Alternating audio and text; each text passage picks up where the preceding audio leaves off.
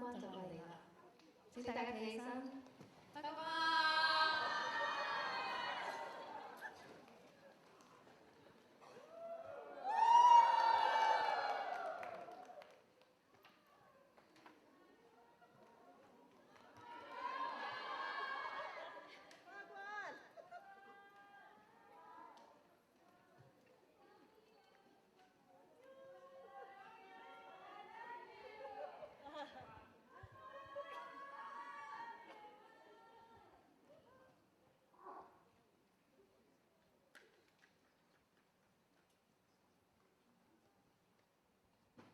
Bhagavan will dedicate a song to you. We will sing Tvameva 3 times. Tvameva mata cha pita tvameva, tvameva bandhuscha sakha tvameva, tvameva vidya dravinam tvameva, tvameva sarvam mama deva deva, tvameva mata cha pita tvameva, tvameva bandhuscha sakha tvameva, tvameva vidya dravinam tvameva, tvameva sarvam mama deva deva, tvameva mata cha pita tvameva, tvameva bandhuscha sakha tvameva, tvameva vidya dravinam tvameva, tvameva sarvam mama deva deva, tvameva sarvam mama deva deva, tvameva sarvam mama deva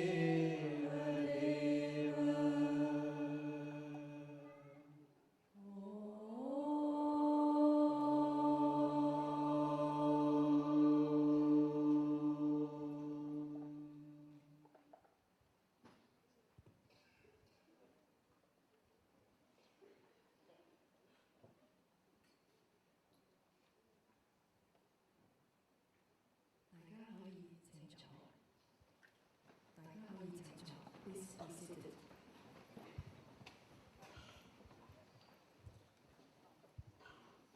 Shall we start with the questions, Bhagavan? Bhagavan, the first question, Bhagavan. What makes those who are fully enlightened so different? Are they not reaching the same stage? Some have great humor, some do not. Some teach, some do not.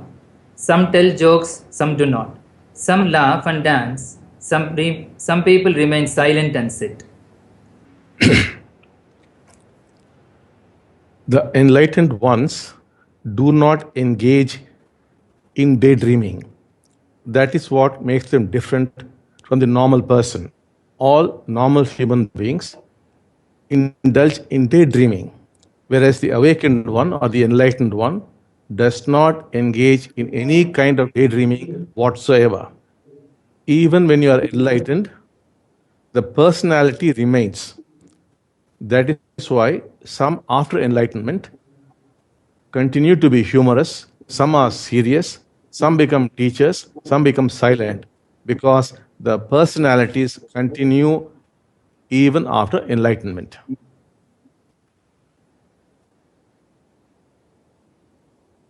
Next question, Bhagavan. What makes one become a great enlightened teacher?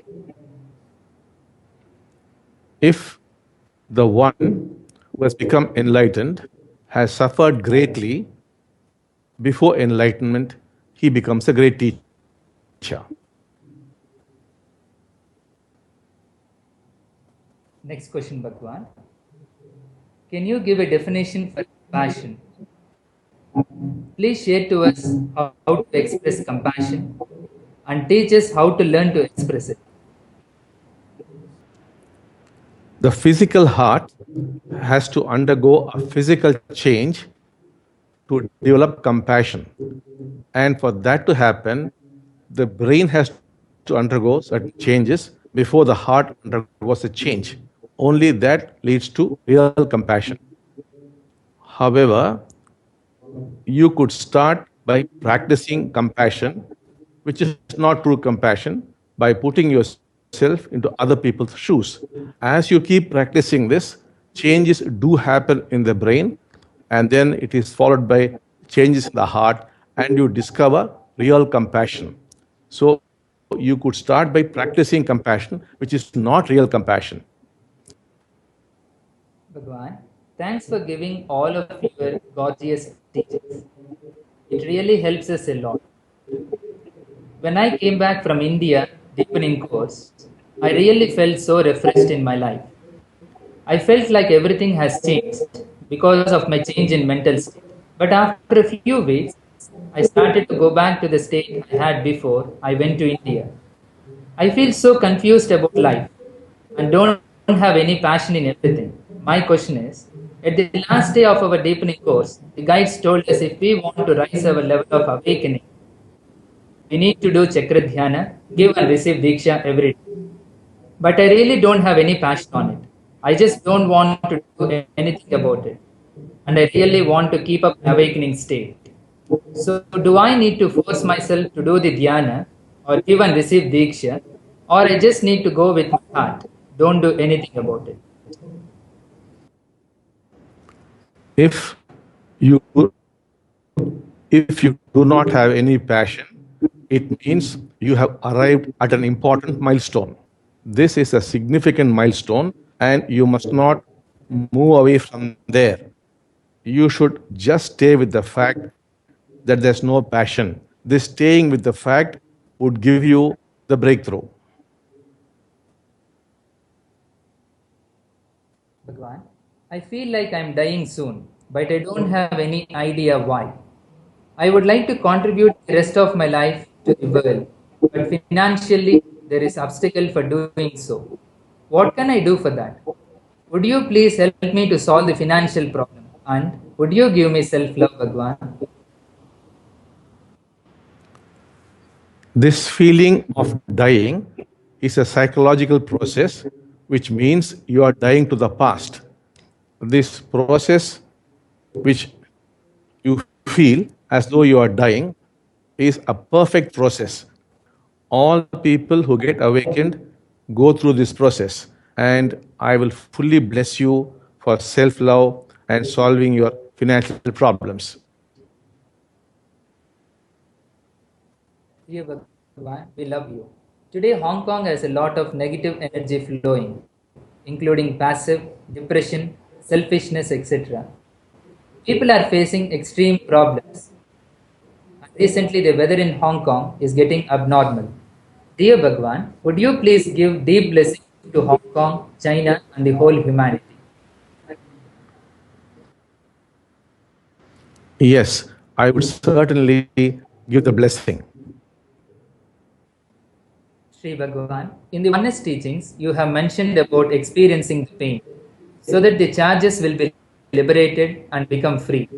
Would you please teach me what to do practically and how to do with experiencing the pain?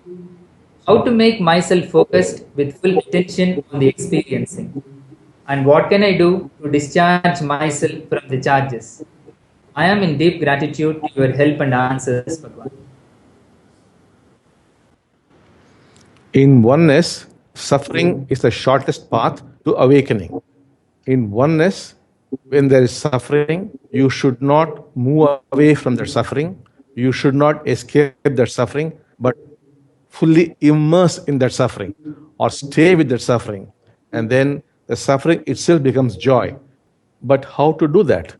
You could start with some small physical pain, like a small ant biting you. Now, try to stay with that pain of the ant bite and slowly move it to the psychological realm. Start with physical pain, not big pain, but small pain, and then move it into the psychological realm. You would soon discover the art of staying with suffering. When that happens, all else is automatic. That is why we say staying with the suffering is the first step. It is also the last step. There's nothing more to do. Hong Kong has recently been given tremendous grace to have sacred chambers. It's a good news for the Oneness family in Hong Kong. Those who have done the sacred chambers have their problems solved, like health, relationships, finances, and so on. So everyone wanted so much that their family members and friends also can join. I have two questions, Bhagwan. For those who are new to Oneness and for those who are the first time to join the sacred chambers, what kind of attitude or state of mind should they have so that they can receive the maximum benefits? They must have an open mind, and they have got to realize that they are going to make use of the divine to help sort out their problems. They are going to fulfill their own personal needs, and the divine is of their choice. It is not any divine imposed on them. It's completely their choice. They could choose their divine. It could be a Christian divine, an Islamic divine, a Hindu divine, or a Buddhist divine. It's all in their own hands. It's up to them. And they make use of divine power to sort out their health problems, financial problems, relationship problems, and whatnot. So it's exactly making use of some powerful being to help you and who's willing to help you. That's all.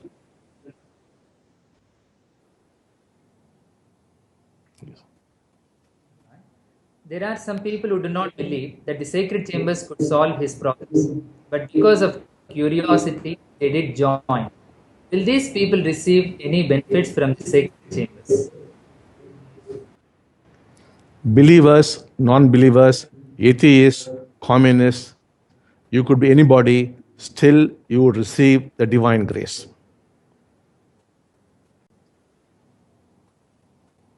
I am engaged in medical work and I need to be logical and use my mind alone. After I am awakened from the deepening course, my brain has started changing and my heart also started the transformation. Now I have some conflicts, Bhagwan. When I witness something happen that could not be explained, then my mind will tell me, do not believe into something happen that could not be explained. How should I respond, dear Bhagwan? For example, I often hear people talking. When you do not have money, do not think that you do not have money, but you have to feel that you will get rich and wealthy soon. But the reality is that no money is no money. How can one feel that he will become rich? Is it a bit self-deceiving? Consciousness has tremendous power. When you develop wealth consciousness using oneness teachings, you find you actually acquire wealth. When you develop health consciousness, you do acquire health. When you do develop success consciousness, success comes to you. All this could be experimentally verified. Normally, it acts within 7 days. So one need not believe in the power of consciousness. It can be verified, it could be tested. So you could make use of it to change your consciousness and to succeed in the world. Bhagwan, I want to tell you that I love you. My question is, Bhagwan, I want my divine live in my home physically and be my wife. But I don't understand how it could happen. I don't totally believe it and understand it because I am a disciple of the Buddha and the Buddhist Sutra said, everything with form is unreal. So I am confused and struggling. On one hand, I want a physical divine. On the other hand, I feel like my divine should be formless. What should I do, Bhagwan? Please help me understand totally that my divine would be physical with me. Whatever is strong in you, that would happen. But the fact is, there are a lot of people around the world today who are physically living with their physical divine. It's happening all over the world now.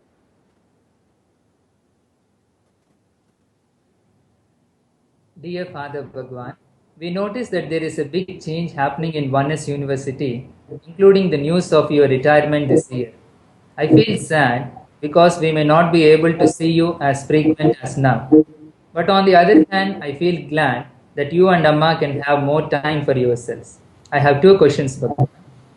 Will the Dasajis able to travel to different cities in near future? We are eager to see Chandraji visiting us in Hong Kong. Oneness is full of possibilities. Anything could happen in oneness.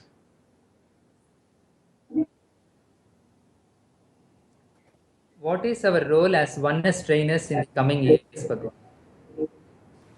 It is for you to take forward oneness and help transform the world. Bhagwan, we all love you. Dear Bhagwan, would you please share what is oneness? To our friends who are new to oneness, how does oneness help and influence one's relationship and one's life? What kind of exercises, if any, can be easily put into practice in daily life? Can you share with us what is sacred chamber and what are the functions? Dear Bhagwan, thank you for your love to me, to my family, and to Hong Kong. As individuals, we are fragmented inside. As families, we have divisions. As a society, we have fragmentation. As a country, we have fragmentation. As a world, we have fragmentation. We have different belief systems, different ideologies, different economic systems, and whatnot. Everything is creating a division. And this division is leading to conflict. Now, oneness starts with the individual. It brings about oneness in the individual, which leads to oneness in the family, which leads to oneness in society, which leads to oneness in the country, which leads to oneness in the world. Where there's oneness, there would be the absence of conflict. Where there's no oneness, there would be conflict. So oneness aims at bringing about individual peace, and through individual peace, bring about world peace. As far as practice is concerned, oneness recommends chakra dhyana, but you could follow any practice.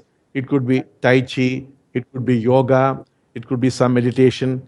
You could follow any form of practice with which you are comfortable and which suits you.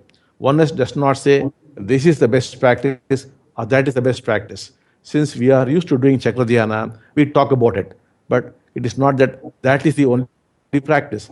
It's up to you to choose any practice with which you are comfortable and you're happy with. As far as sacred chambers are concerned, sacred chambers are places where your divine becomes physical to help you directly. And it is thus fulfilling many ancient prophecies all over the world that when the golden age comes to the planet, the divine would walk and talk with man. Dear Sri Bhagavan, how are you and Amma? My deepest greetings sent to you and Amma. Almost 2 years have passed since you announced that I am awakened on August 31st, 2012 during your darshan. Time flies. I have never got a chance to back to oneness again after September 2012. But I do miss oneness every day. It is like a heaven in my heart. With the blessing of awakening, I work quite productively in my daily job and there is no pressure at all. After 1 year and 8 months work in my current position, I strongly felt that I am ready to step up and take the next level leading position. So here comes my question. How should a great leader act in terms of spirituality? Shall we provide enough freedom for this, or use the position to practice our awareness and impact more people through the platform? A great spiritual leader is one who is non-positional, and your platform to help others. Sri Bhagavan.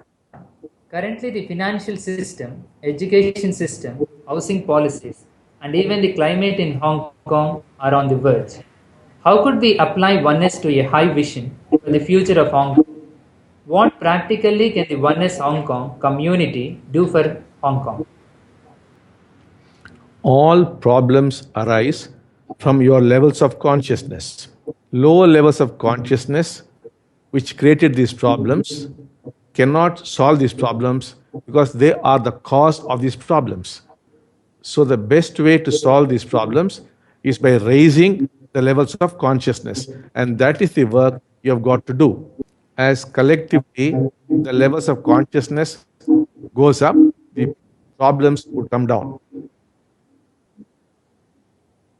For the people born in Hong Kong after 1980s and 90s, their behaviors are so different from the group of population born in the 50s and 60s. These younger age people, no matter how hard they work, it is not as easy to become successful as the older people in terms of job promotion, the level of salary increment, and it is very difficult for them to buy a flat for themselves. The conditions of the society are so tough for them to survive, not to mention about their happiness level and their interest in spirituality. Dear Bhagwan, my question is, since the future of a society in the hands of the younger people, they are living to strive to survive while they may have forgotten their dreams, vision, and passion, and living life unfulfilled. How oneness can help them to become great leaders of our society? What can we do for these younger people in our society? Thank you, Sri Bhagwan. Strangely, these young people would start growing very fast from the year 2015. The sacred chambers would play a very great role in transforming these young people and help them grow dramatically. Sri Bhagwan, we have tremendous freedom in choosing our religion in Hong Kong. And within a family, different family members can choose their own religion. For example, Christian, Catholic, Buddhism, Islamic, Muslim, and others. When we share oneness to them, most of them feel that we are trying to make them change their religion and resist it. And in fact, we are not. What can we do to help these people to understand that oneness is not about making them to change their religion? And instead, oneness in fact helps people to experience their lives fully. Oneness is not a new religion. Oneness is like sugar, which you could add to coffee, tea, or milk. Oneness helps a Christian to become a better Christian, a Muslim a better Muslim, a Buddhist a better Buddhist. It helps you to communicate with your divine and receive the grace from your divine. It does not impose anything from outside. It only works within your own faith. It is not something external, not trying to change anything at all. It helps you to truly become like the great mystics of the past. That's all. Sri Bhagwan, recently you have mentioned about making use of the divine to fulfill our human desires by going to the sacred chambers. And there are about 30 types of sacred chambers. Would you please help to explain to us what would be the best sequence of the chambers to go and why?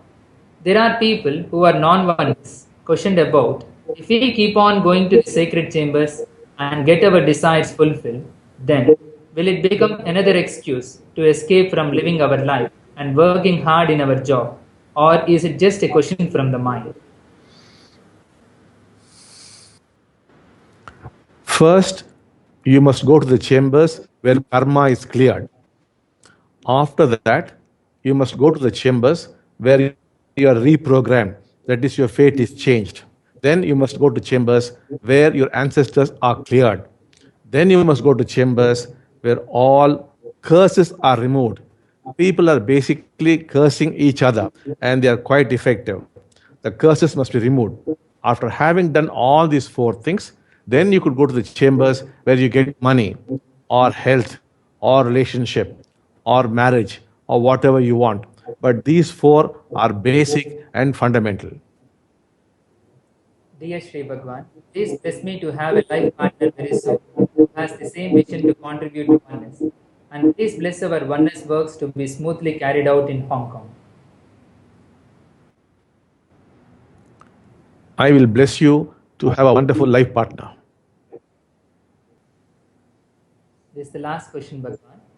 I feel very fortunate to know about oneness and Sri Bhagavan. I came across a problem recently. I don't know much about Bhagavan. Then I started to read oneness literatures, and I confess that I am unable to connect the relationship between Bhagavan and oneness. When I was asked by my friends the origin of oneness, I have not got any clear response. And yes, I really do not know about the history of how Bhagavan started the oneness world. I am empty inside about the origin of oneness. Can Bhagavan talk about how he realized the origin of oneness? Thank you, Sri Bhagavan. In oneness, the teaching is important, not the teacher. The teacher must be forgotten. And finally, Bhagavan, the Hong Kong oneness team is very grateful, Bhagavan, and seeking Bhagavan's blessing, Bhagavan. Love you all. Bless you all.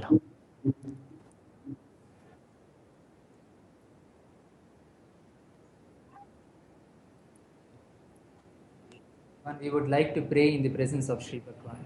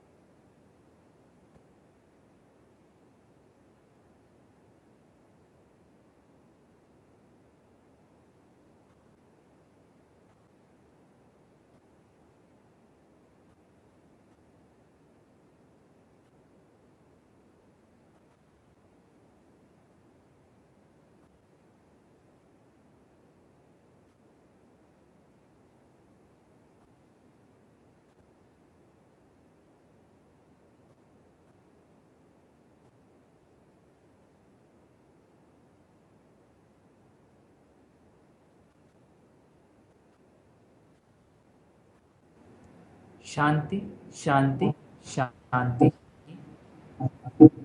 Love you all. Love you.